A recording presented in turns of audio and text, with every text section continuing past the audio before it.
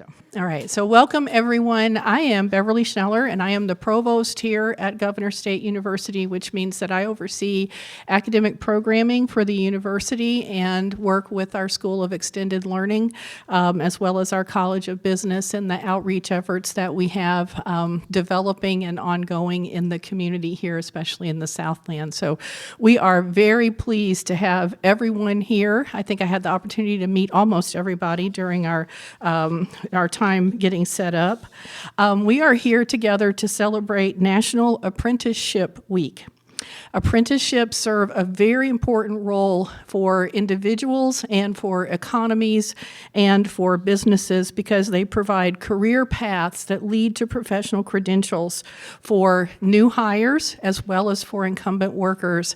But most importantly, I think, they provide a way for someone who has an interest in something to learn more about it, to gain experience, to work with leaders within organizations, and really find their own path in the world, and that is so exciting. With the right mentoring and the right services and support within the community, an apprentice can go from, I'm not really sure if I want to do this, but I think I do, to becoming the person who is in the C-suite, who is ultimately finding more apprentices and creating opportunities and finding ways to give back to the community and to those who help them get where they are. We at Governor State are proud to sponsor 3 registered apprenticeships now in the supply chain sector that have been approved by the Illinois Department of Labor. These programs allow Governor State to play a key role in growing industries and career paths, workforce development, and as I said, creating new opportunities for advancement for people in the Southland. So with that said, I'm going to turn this over to Craig Schmidt, who is our executive director of the School of Extended Learning, and he's going to walk you through the remainder of the program. We're also very honored today to have our acting president, Dr. Corey Bradford, with us, who will be receiving our proclamation for our work in apprenticeships from the Illinois Department of Labor. So this is a very exciting day for all of us here, and I want to thank you again for being part of this historic day at Governor State University, and we get to welcome our first apprentice, about whom you'll hear more later. Thank you all. Thank you, Dr. Schneller. So, anyway, thank you all for joining us today, because there's nothing more exciting than apprenticeships, right? Oh. All right, well, it is National Apprenticeship Week, 16th year, I believe. Is that correct? Yes, okay. And in honor of these, there are events like this happening all over the country, but also specifically in Illinois. If you go to apprenticeship.gov or Apprenticeship Illinois, you can find a list of the events that are happening. Some are virtual, some are in person. Some are talking with apprentices and companies. I'm actually moderating a session tomorrow morning in honor of National Apprenticeship Week at 9 a.m. I'm interviewing 3 apprentices, so it is virtual, so feel free to tune in, all right? It is exciting for Governor State because it is, we are joining the apprenticeship world. We have Deb Cremines Reisinger from the Department of Labor here to do a signing. We have our USCO, Ryan Marks, president of USCO, and our apprentice, Andrew. And we also have Daniel Sirota from the Workforce Innovation Apprenticeship Board Apprenticeship Committee, who's going to present the proclamation. But before I get started, I'd just like to talk a little bit about apprenticeships because I'm not quite sure everyone really understands what they are. But the short and simple answer is it's working and it's going to school, right? That's just short and simple, but it is. But most importantly, it provides a solution to hiring challenges, to retention, to upskilling, and to fill key or hard-to-fill positions. But there's a whole host of other benefits that you can find on the website. But it's really essentially creating your own workforce or grooming individuals for your workforce. Is there investment? Sure, there's investment. But it's investing in your people to create knowledgeable, dedicated, and qualified workers within your company. It's creating a career path for an individual. So, for example, you start with an occupation, right, that you're wanting to fill. Now, it can be a hands-on technical occupation like machine operator or industrial tech, but it can also be a CNA, a nurse, an accountant, Could be, what else? IT technician, salesperson, teacher, or a supply chain warehouse manager, right? But it's the job that you're seeking to fill. And so what you do is you outline the education that is needed for an individual to be qualified for that position. You also outline the tasks that they're going to learn on the job to be qualified for that position. You also outline how long is it going to take for them to be qualified for that position. 1 year, 2 year, 3 year, 5 year, right? It also outlines the wage progression from what they're going to start at to what they're going to move to if, once they reach certain milestones to the completion of the program. So it really maps out that career path for an individual. A couple of questions for employers. How many employees are retiring in the next 2, 3, 5 years? Do you have people who are ready to take those positions? Is your company expanding? How are you going to fill those positions, right? We all have the challenges of finding good qualified candidates. But as I mentioned, there is an investment and it is employer paid. It's not a reimbursement type program. But there's funding and there's incentives out there. For example, for every $3,500 an employer spends on the education portion of a registered apprentice, they get that back at the end they write that off at the end of the year. Now, if you're in a certain disadvantaged area, then there's an additional $1,500 write-off that you can do, okay? And then DCEO, Department of Commerce and Economic Opportunity, they have navigators and intermediaries throughout the state of Illinois that help companies get started. And then you have some, like the Calumet Area Industrial Commission. Ted, raise your hand. Melissa, they're an intermediary, and they have grant dollars that helps offset the cost. Basically, essentially making apprenticeship programs free. You're training employees, you're moving them up in the company, and what did it cost you, right? So then that brings us to Governor State's apprenticeship programs. These complement our Supply Chain Innovation Center, and we have 3 that, as Dr. Schneller mentioned, in the supply chain sector. We have a supply chain logistics manager, an industrial production manager, and a production planning and expediting clerk. These programs are in 1.5 years long. They'll be learning on the job, employed, and they will be taking a series of courses and exams that lead to industry-recognized credentials. Bless you, Melissa. It's such as the ASCM, which is the Association for Supply Chain Management, or the CSCMP, a lot of alphabet soup here, which is the Council of Supply Chain Management Professionals. But throughout this program, and when they complete, they will be earning industry-recognized credentials throughout, a total of 3, plus the Department of Labor National Certification. So anyway, it's enough about apprenticeships. I can go on, and happy to talk to anyone further about those.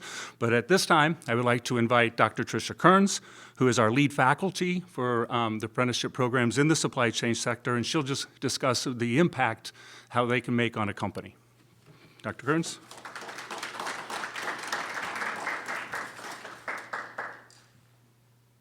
Alphabet soup, he says. It's true. I'm going to spell them out, though, to make it a little bit easier. I wanted to just talk briefly about employee turnover for just a minute. It's an issue, if you haven't noticed. And I'm doing some work with some multi-billion-dollar companies. They can't keep people.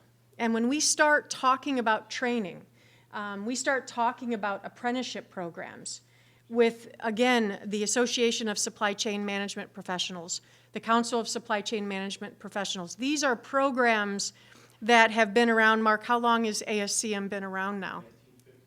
1957.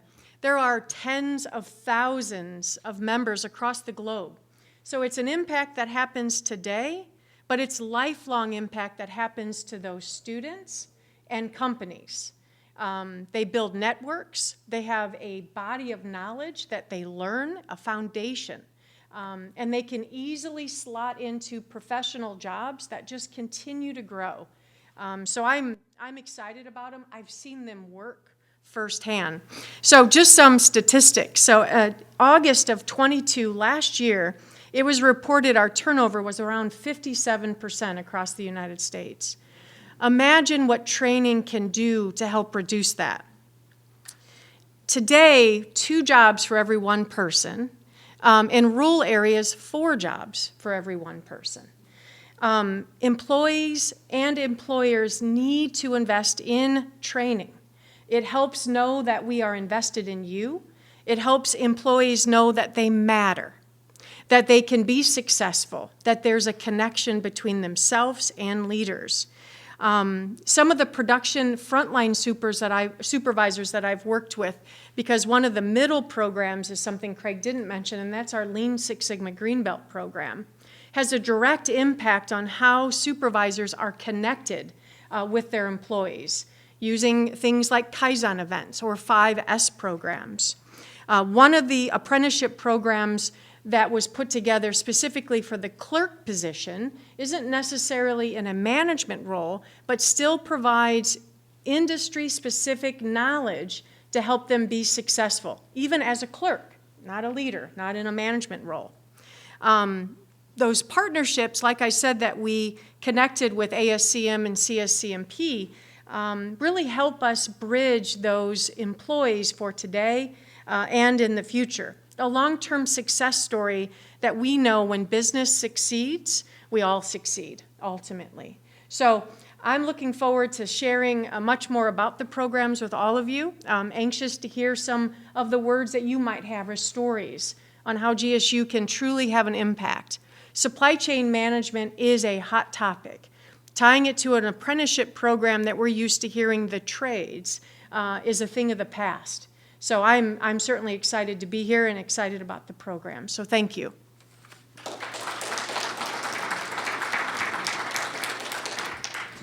All right, now I'm going to invite Ryan Marks up here from USCO. He is our first employer to sign on to GovState's apprenticeship program. So it's very exciting. Thank you, Ryan.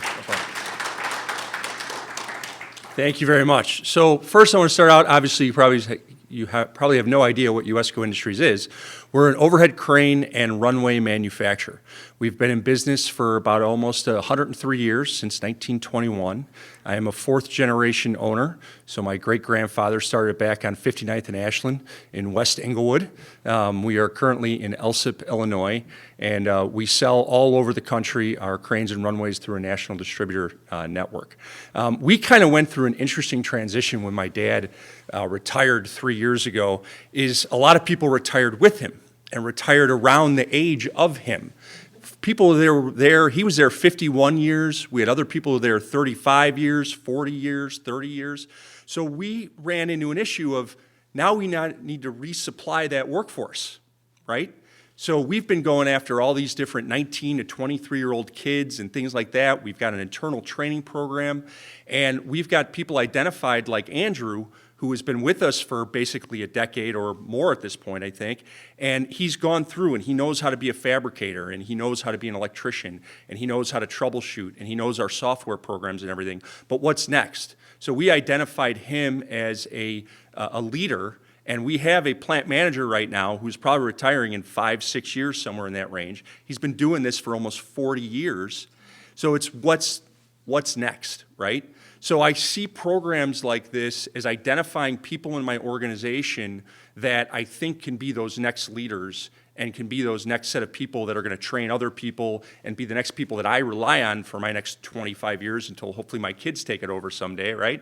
And I think programs like this are going to help with that because he's got the trade side of things and he's got the skill side of things, but now let's put that into a systematic approach. Let's put that into some efficiencies and those types of things. So as you guys develop more programs and more things like that, those are things that I know that our company are definitely going to take advantage, not just because of what helps us on the tax savings and things like that, just because it's very important to invest in your people and invest in your workforce because that's what keeps you going.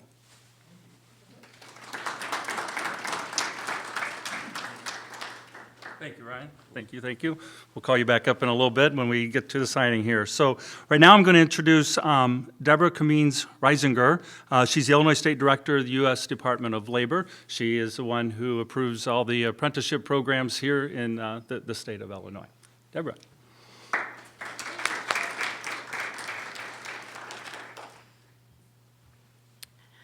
Thank you, and I want to thank you for inviting me to this wonderful event. you have a wonderful understanding of what registered apprenticeship is. And I can't wait to see your first graduating apprentice. So then we have a success story to follow up and how it changes the individual's life. So I just want to give you first of all, I should tell you, welcome to the 4th day of National Apprenticeship Week. It's what I should say. The problem is I don't believe it. Registered apprenticeship is not a week-long thing. We celebrate it 365 days a year. We need to celebrate every time we register a new program, every time we bring on a new employer, every time we graduate an apprentice, every time we sign a new apprentice. Why? Well, you know what? We celebrate it when we sign individuals to sporting, right? And they get to go to college. And when they get out, then what? Do they have a career? When we get a registered apprentice and they start and they complete, they have a career. And they're going home debt-free. So, welcome to the 4th day. No. So I want to give you some stats from Illinois, because we have really been growing. I've been the state director for just a little over a year. We have over 20,000 apprentices that are active. We have 422 active programs. We have over 13,000 employers.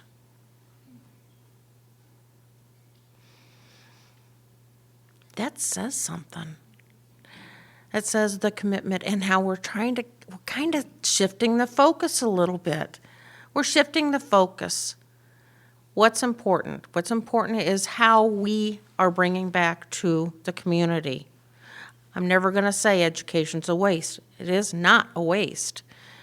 But it has to be paired with some practical. So when at the end of the term, you have some competencies, and it sets you on a career path. Thank you again for inviting me.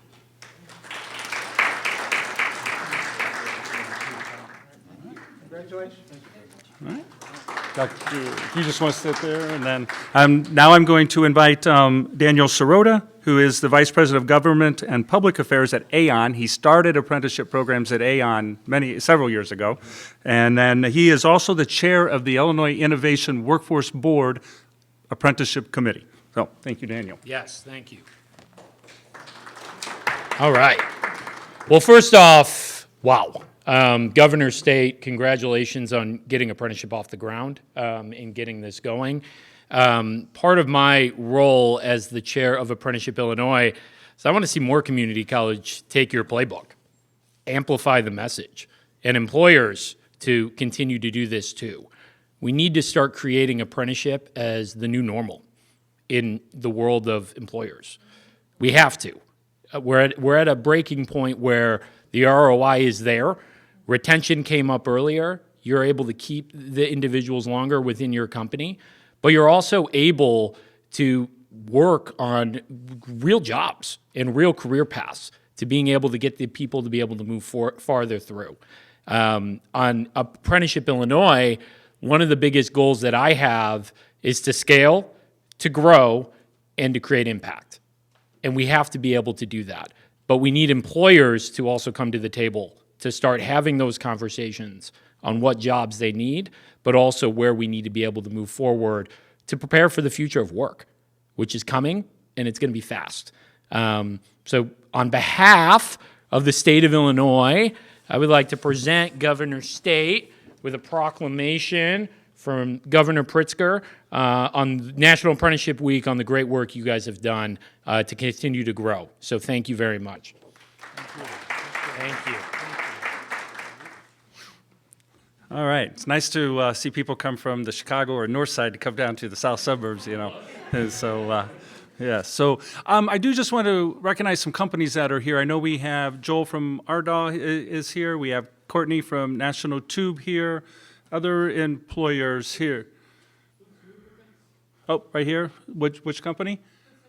Oh, okay. Fuchs Lubricants. All right. And of course, USCO. All right. No, I don't see Banduit here. Nope. Okay, great. All right. Well, again, I want to thank you all for joining us today. And if you want to talk about apprenticeships, I will be around. All right. Thank you.